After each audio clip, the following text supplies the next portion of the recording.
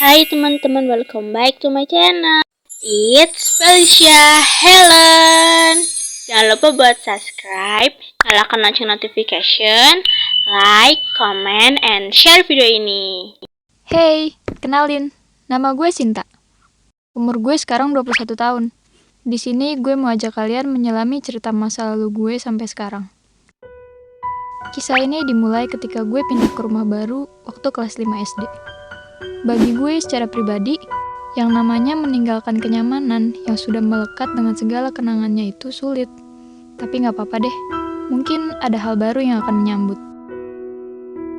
Dalam benak ingatan gue, rumah baru yang gue tempatin tuh bisa dibilang gak terlalu besar, tapi juga gak kekecilan. Ya, sedang lah. Bangunannya terdiri 3 lantai. Lantai paling atas dipakai buat jemur pakaian sambil main layangan. Lantai kedua, cuma ada kamar pembantu. Sebut aja namanya Mbak Laras.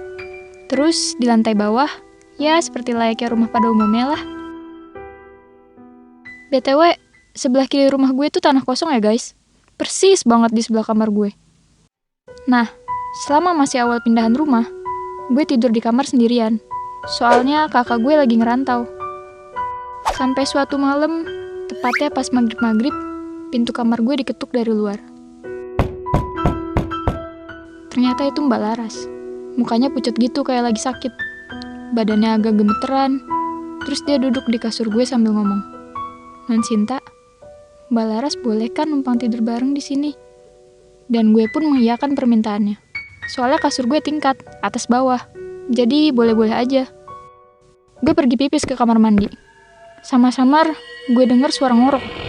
Gue kira palingan bokap gue. Pas gue mau balik ke kamar, kan gue lewatin depan TV tuh.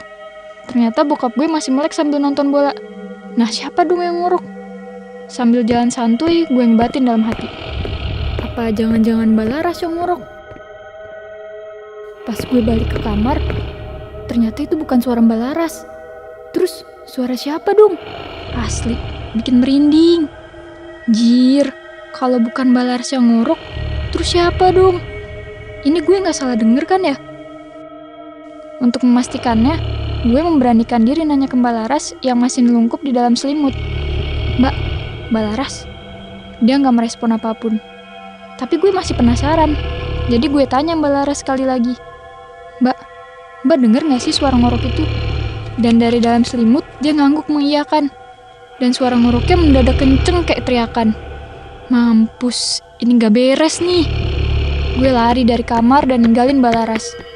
Kebetulan ada nyokap, terus gue tarik dan gue paksa buat ke kamar. Di situ, gue suruh nyokap gue buat pasang telinganya buat denger suara aneh ini. Tapi anehnya, jadi hening, sunyi, senyap.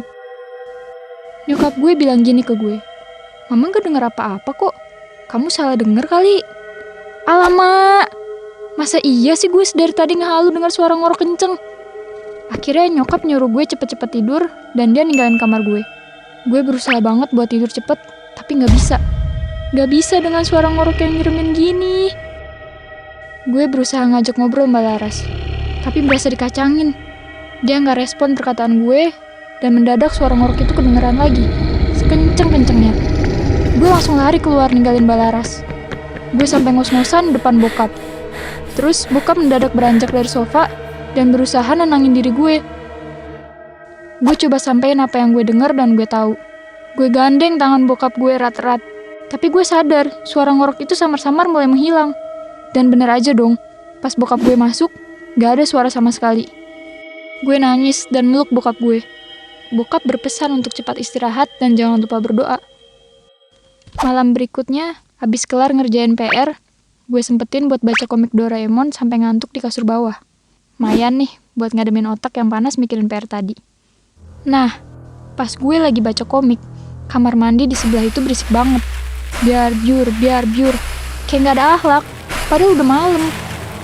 Awalnya gue mikir, palingan Mbak Laras mungkinnya terlalu semangat sampai malam. Tapi mendadak gue buang jauh-jauh dugaan gue itu. Kalian tahu kenapa?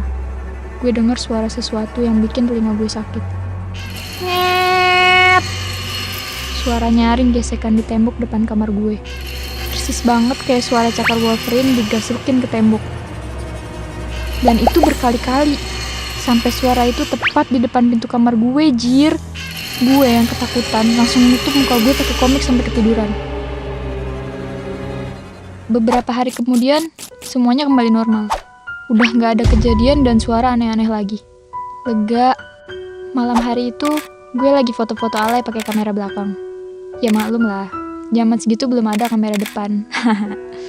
Langsung deh, gue buka galeri karena penasaran sama hasilnya. Dan... gue langsung lempar jauh tuh HP. Gue kaget bukan main. Bukan karena muka gue burik, bukan. Tapi ada yang aneh. Gue coba ambil lagi tuh HP. Gue zoom tuh foto dan... jir, ada Mbak Kunti dong nyinyir natap gue di deket rak buku. Gue auto lari keluar kamar. Padahal bokap gue lagi nonton TV di depan kamar. Dan anehnya, gak tahu kenapa gue refleks hapus tuh foto ketimbang cerita ke bokap gue. Asli, mukanya kebayang banget. Rambutnya panjang berantakan. Matanya natap gue. Ih. 2 minggu setelah kejadian itu, gue jadi rajin sholat sama ngaji. Ya lumayan lah, meskipun baru baca ikro doang. Sebenarnya, gue udah cerita ke bokap sama nyokap. Tapi mereka tipikal yang skeptis akan hal-hal mistis. Cuma gue dan Mbak Laras yang paling paham akan situasi ini. Pernah waktu gue lagi mandi, mata gue kan pedes tuh, kena sampo. Samar-samar, gue lihat bayangan muka gede dong. Fix, kayak buto ijo yang gue tahu di cerita Timun Mas. Pengen lari, tapi mana sempet andukan. Malu dong. Gue sambil komat-kamit merem, terus berusaha ngintip dan syukurnya udah gak ada tuh setan. Heran deh, hidup gue di rumah ini kayak gak dikasih nafas buat tenang tanpa gangguan setan yang terkutuk ini. Setelah kejadian itu, gue tiap mandi minta dijagain sama Mbak Laras. Dia nunggu di depan pintu. Karena gue rada parno. Jadi pintunya gue buka dikit biar aman kalau ada apa-apa. Wajar ya, namanya juga anak SD. Kejadian horor ini berjalan terus-menerus. Kadang gue udah terbiasa, tapi di lain sisi gue masih takut. Gue masih inget banget tuh, Mbak Laras curhat gak betah kerja di sini. Katanya dia capek digangguin mulu. Gue sih kasihan, tapi mau gimana lagi? Sambil masang muka sedih, Mbak Laras cerita. Beberapa hari yang lalu dia ketindihan gitu. Dia ngerasa dirinya sadar, tapi gak punya kendali penuh atas badannya. Singkat cerita, kehidupan gue di rumah ini mulai normal. Semenjak gue masuk SMA lebih tepatnya. Dan gue punya adik yang masih kecil. Yang paling kecil sekitar 2 tahunan saat itu. Mbak Laras udah gak kerja lagi di rumah ini. Katanya dia mau bantu usaha keluarga di kampung. Tapi menurut gue itu sih alasan aja. Soalnya dia emang udah gak betah tinggal di rumah ini. Terus sekarang gantinya namanya Mbak Sekar. Adik gue yang paling kecil nempel banget sama Mbak Sekar. Soalnya untuk urusan apa-apa, Mbak Sekar siap sedia.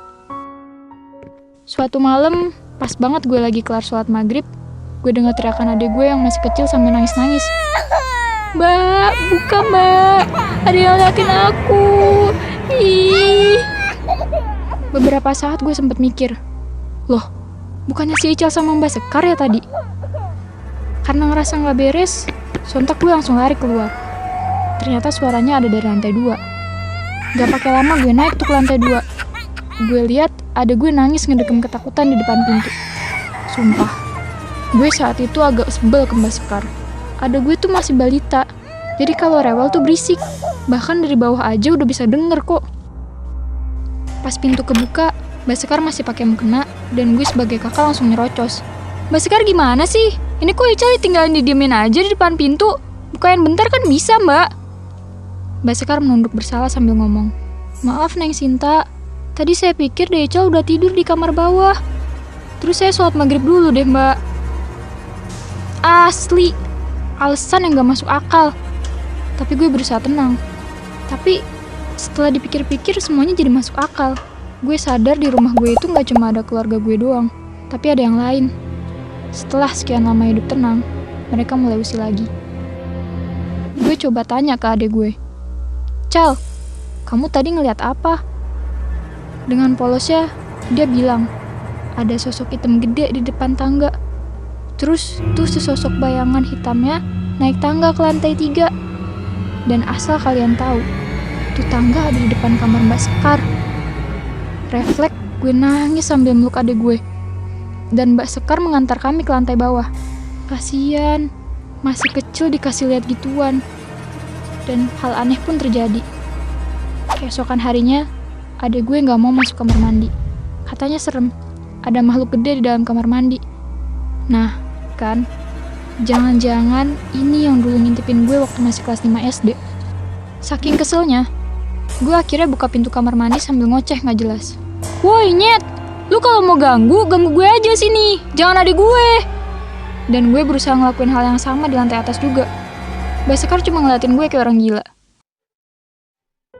Jujur, gue pun aslinya takut. Tapi ya udahlah, cukup gue aja. Jangan sampai adik gue trauma kayak gue juga.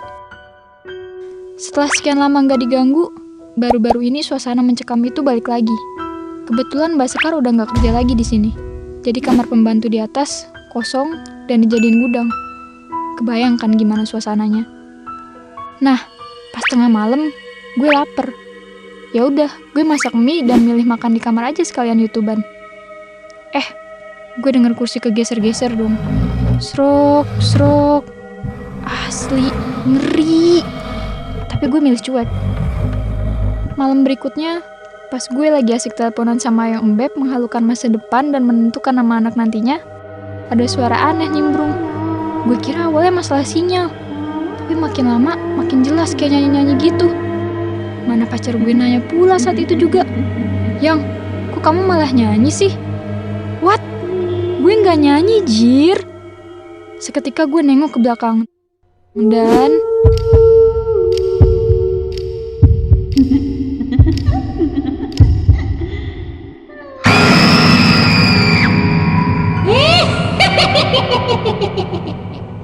Jangan lupa subscribe ya.